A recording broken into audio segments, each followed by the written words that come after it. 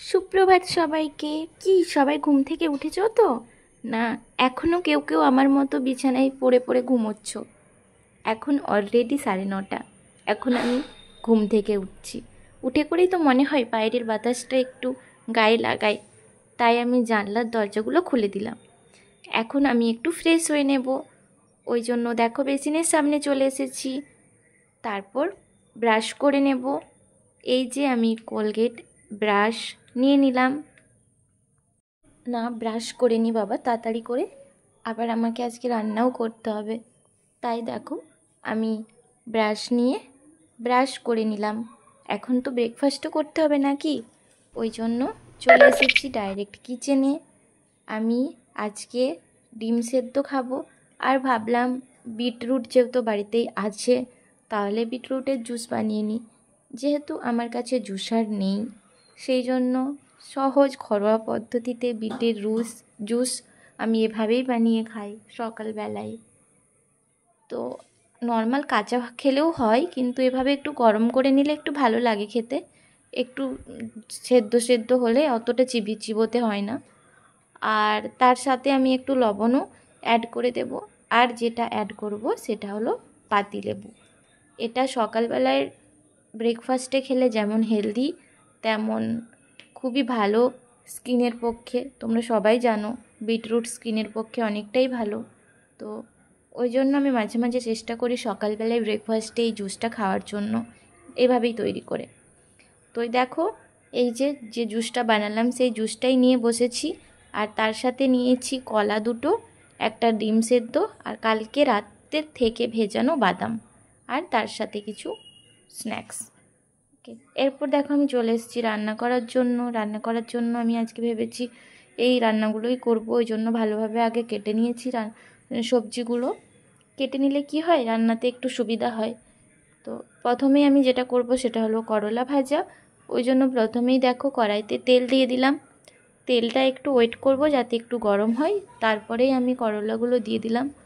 অনেকেই আবার ভাববে বাবা পাকা করলাগুলোও দিয়ে দিয়েছে। হ্যাঁ, আমি পাকা করলাও ফেলি না, এভাবেই রান্না করে খাই।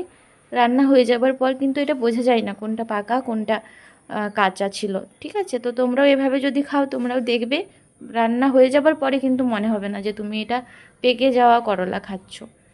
ঠিক আছে, তো এই যে ভালোভাবে নেড়ে নিচ্ছি একটু লবণ আর একটু হলুদ মিশিয়ে। এরপর একটু টাইম লাগবে এটা ভাজা হতে। আর অন্য দিকের যে ওভেনটাতে আছে ওটাতে আমি পটল যেটা কেটে রেখেছিলাম সেটা এখন নুন হলুদ মাখিয়ে রেখেছিলাম, সেটা এখন ভেজে নেব। এ দেখো কড়াইতে সামান্য তেল দিয়ে একটু গরম হওয়ার পরেই আমি পটলগুলো দিয়ে দিচ্ছি। পটলগুলো এরপর একটু কভার করে একটু টাইম দিয়ে আমি ভেজে নেব। দেখো আমার পটল ভাজা আর এদিকে করলা ভাজা হয়ে গেছে। এরপর আমি ওভেনে একটা প্রেসার কুকার বসিয়ে দিয়েছি ডাল করবার জন্য। তার সাথে দেখো এই সবজিটাও সেদ্ধ করে নেব। তোমরা এই সবজিটাকে কি বলো? আমাদের এখানে তো ঘি কাল্লা বলে। তো যাই হোক, এই সবজিটা আমি দিয়ে দিলাম, এটা সেদ্ধ হয়ে যাবে। এরপর দেখো আমার এগুলো হয়ে গেল।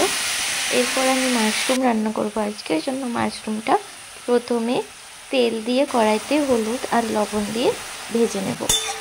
মাশরুমটা ভাজা হয়ে গেলে আমি এর সাথে সেদ্ধ করে রাখা আলুও অ্যাড করে দেব। তো দেখো আমি এখন কভার করে দিলাম। এরপর অপর দিকে যেহেতু আমার ডালও হয়ে গেছে, আর একটা প্রেসার কুকার বসিয়ে আমি ভাতটা রান্না করে নেব। ওই জন্য ভিজিয়ে রাখা চাল আমি প্রেসার কুকারে দিয়ে দিলাম। এরপর প্রেসার কুকারের কভারটা ভালোভাবে আটকে দিলাম। এই দিকে দেখো অপর ওভেনটাতে আমার অলরেডি মাশরুমটা ভাজা হয়ে গেছে। আমি তো বললাম আমি মাশরুম আলু দিয়ে রান্না করব, ওই জন্য মাশরুমের সাথে আলুটা অ্যাড করে দেব। দেখো অ্যাড করে দিলাম, এটা কিন্তু সেদ্ধ করে রাখা আলু। তো মাশরুম আর আলুটা ভালোভাবে ভেজে নেব। লবণটাও দিয়ে দিলাম, লবণ আর হলুদ আমি আগেই দিয়ে দিয়েছিলাম, তাও মনে হলো লবণটা একটু কম হতে পারে, তাই আমি আরেকটু লবণ অ্যাড করে দিলাম। এদিকে দেখো ভাতের সিটি দিয়ে দিয়েছি প্রেশার কুকারে, অলরেডি আমার ভাত হয়ে গেছে। ওই ভাজা কড়াইটাতেই যেটাতে মাশরুম ভাজলাম ওটা আর ধুলাম না, কারণ ওটাতে অলরেডি ওই ফ্লেভারটা আছে। ওই জন্য আমি ওই কড়াইটাতেই মাশরুমটা রান্না করব ভেবে ওটাতেই তেল দিয়ে দিলাম, আর তার সাথে একটু দারচিনিও দিয়ে দিলাম, আর একটু তেজপাতাও দিয়ে দিলাম। অপর ওভেনটাতেও আমি ডালটা আর আবার একটু ভালোভাবে রসুন একটু পেঁয়াজ, একটু জিরে, একটু তেজপাতা, একটু দারচিনি দিয়ে ডালটা একটু আবার রান্না করব, ওই জন্য অপর ওভেনটাতে এটা বসিয়ে দিয়েছি। আর তার সাথে সাথে আমি মাশরুমটাকেও রান্না করব। তো দেখো দুটোতেই চলছে আমার রান্না।